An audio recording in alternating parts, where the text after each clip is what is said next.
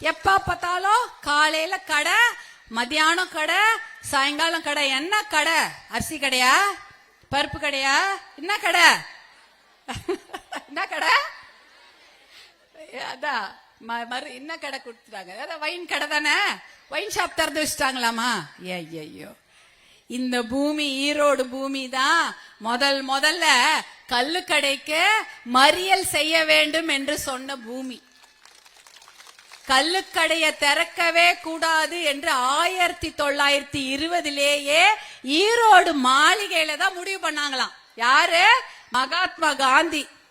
ஈரோடு. ஏன்னா அந்த காலத்துல வெள்ளைக்காரங்க என்ன பண்ணிருக்காங்க, ஐயோ இந்த இடத்துல மக்கள் ரொம்ப போராட்டம் பண்றாங்க, எல்லாரும் புத்திசாலி ஆயிட்டாங்க, நம்ம ஆங்கிலேய ராஜ்யத்தை எதிர்த்து பயங்கர போராட்டம், ஒத்துழையாமை இயக்கம், அப்புறம் அஹிம்சை இயக்கம், என்னென்னமோ செய்யறாங்க. இந்த மக்களை இந்த அளவுக்கு யோசிக்கவே விடக்கூடாது. அவங்க யோசிச்சாங்கன்னா அப்ப ஆட்சி செய்ய முடியாது.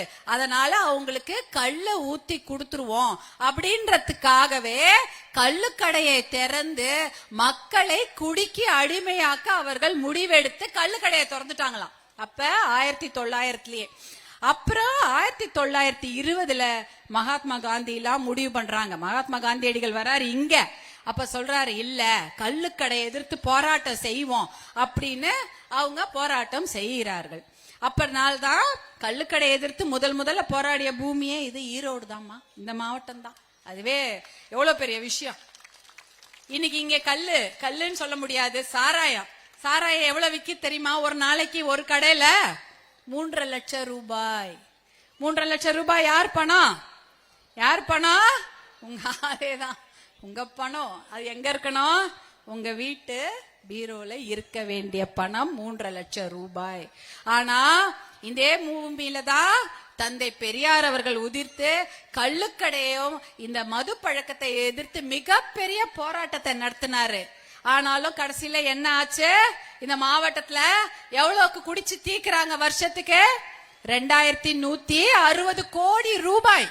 2160 கோடி ரூபாய்க்கு இந்த மாவட்டத்துல மட்டும் நம்ம வீட்டுல இருக்கக்கூடிய ஆண் மக்கள் குடிச்சு தீக்குறாங்களாம். நீங்க எல்லாம் போறீங்களா கடைக்கு? நீங்க போவீங்களா? ஏமா யாரும் நீங்க போறீங்களா? யாருமே போறது இல்ல. அப்புறம் எப்படிமா 2160 கோடி ரூபாய் எங்க கலெக்ட் ஆகுது? எப்படி கலெக்ட் ஆகுது? எப்படி அங்க சம்பாதிக்கிறாங்க? கிட்டத்தட்ட 11 தொழிற்சாலைகள். இங்க நெல் கொள்முதல் நிலையங்கள், இந்த பருத்தி கொள்முதல் நிலையங்கள்லாம் இருக்கா? இந்த கோடவுன் இருக்கா? உங்க மருந்து கிழங்கெல்லாம் சேமித்து வைப்பதற்கோ இல்ல கரும்பு கோடவுனோ இல்ல, இதுக்கெல்லாம் கோடவுன் கிடையாது. ஆனா கடை மட்டும் நிறைய இருக்குது. எவ்வளவு கடை? 186 கடையா. தட்டிக்கு விழுந்தா கடையில தான் விழணும்.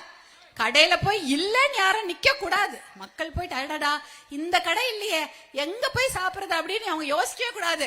அடுத்த கடை அடுத்த தெருலயே இருக்குது. இருக்குதா இல்லையா? தெருக்கு தெரு கடை, சந்துக்கு சந்து கடை. எதுக்கு? மக்கள் இதுக்காக போய் தேடவே வேணாம். முன்னாடிலாம் வீட்டுல யாருமே குடிக்காரங்களே, குடிக்காரன் எப்படி சொல்றது, குடிக்கு அடிமையான நோயாளிகள் இருக்க மாட்டாங்க. ஆனா இன்னைக்கு எப்படி ஆச்சு? எல்லார் வீட்லயும் பெரியவர்கள் ஆண்கள் குடிக்கிறாங்களா? அப்ப தாத்தாவா இருக்கட்டும், அடுத்தது கூட பிறந்த அண்ணன் தம்பி இருப்பாங்களா? இருக்கிறாங்களா குடிப்பழக்கத்துக்கு? இல்ல கட்டின கணவர்கள் அவங்க இருக்காங்களா? அவங்களும் குடிப்பழக்கத்துக்கு அடிமையாடுறாங்களா? அடுத்தது பசங்க காலேஜ் போற பசங்க, இல்ல வேலைக்கு போற பசங்க. வேலை இல்லாம இருக்கவங்க என்ன பண்றாங்க? நீ விவசாயத்துக்கு எதுவும் பண்ணல, விவசாயமே கிடையாது, அப்புறம் தொழிற்சாலைகள் எதுவும் கிடையாது. அப்ப என்ன பண்றா? சும்மா இருக்கிற நேரம் கடையை நோக்கி எல்லாரும் போறாங்க. போயிட்டு சாப்பிட்டு குடிப்பழக்கத்துக்கு அடிமையாயிடுறாங்க. அப்படி இருக்கும் பொழுது அப்ப சின்ன பசங்க கூட குடிப்பழக்கத்துக்கு அடிமையாடுறாங்க. பொங்கலுக்கு மட்டும் எவ்வளவு குடிச்சிருப்பாங்கன்னு நினைக்கிறீங்க? பொங்கல் 3 நாள் வந்துச்சா? 4 நாள் நம்ம விவசாயமா? 3000 ரூபாய் கொடுத்தாங்கல்ல, அது எங்க போச்சுன்னு நினைக்கிறீங்க?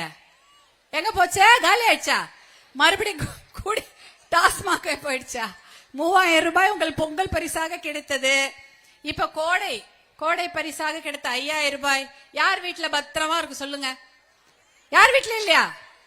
5000 ரூபாய் உங்களுக்கு கோடை பரிசாக கிடைச்சது எங்கம்மா போச்சு? இல்லையா? ஐயோ பத்தியா, எல்லாம் கடைக்கு போயிடுச்சு. இந்த பக்கம் குடுக்கற மாதிரி கொடுத்த, அந்த பக்கம் வாங்கிட்டாங்களா இல்லையா? எதுக்கு? நீங்க உங்க குடுக்கற மாதிரி கொடுத்தாங்க, நேரம் அது மறுபடி டாஸ்மாகே போயிடுச்சு. யாரா கேட்டமா டாஸ்மாக் வேணும்னு? கேட்கவே இல்லையே. பெண்கள் யாராவது இதெல்லாம் கேட்டாங்க? ஆண்கள் கூட கேட்கல. என கேட்டா அவங்க தன்மானமா வாழறதுக்கு தான் வழி கேட்பாங்க இல்லையா? சுயமரியாதை அப்படிங்கறது சொன்ன பூமி இது. சுயமரியாதையா வாழணும் அப்படின்றது தான் தமிழ்நாட்டுல எல்லாருக்கும் விருப்பப்படும். மரியாதையா இருக்கணும், கௌரவமா வாழணும். கௌரவமா தான் நம்ம வாழணும்னு நினைப்போம். அசிங்கமா யாருக்கிட்டையும் போய் எதையும் கேட்க கூடாது, கை ஏந்த கூடாது அத அப்படின்னு. ஆனா இன்னைக்கு சுயமரியாதை என்பதே கேள்விக்குறி. அதுவும் ஆண்களுக்கு மட்டும் தான் சுயமரியாதை இருக்கணுமா? பெண்களான நமக்கு இருக்க கூடாதா? நமக்கும் சுயமரியாதை இருக்குல்ல.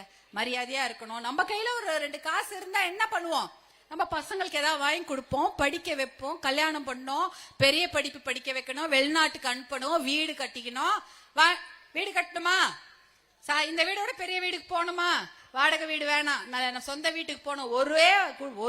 ஒரே ஒரு குடிசையா இருந்தா கூட அது சொந்த குடிசையா இருக்கணும்னு நினைப்போமா? அப்படித்தானே எல்லாருக்கும் அந்த ஆசை இருக்கும். ஒரு சொந்த வீடு கட்டிக்கணும், ஒரு கிரக பிரவேசம் பண்ணணும். இதான் நம்ம ஆசை. வேற என்ன பெரிய ஆசை?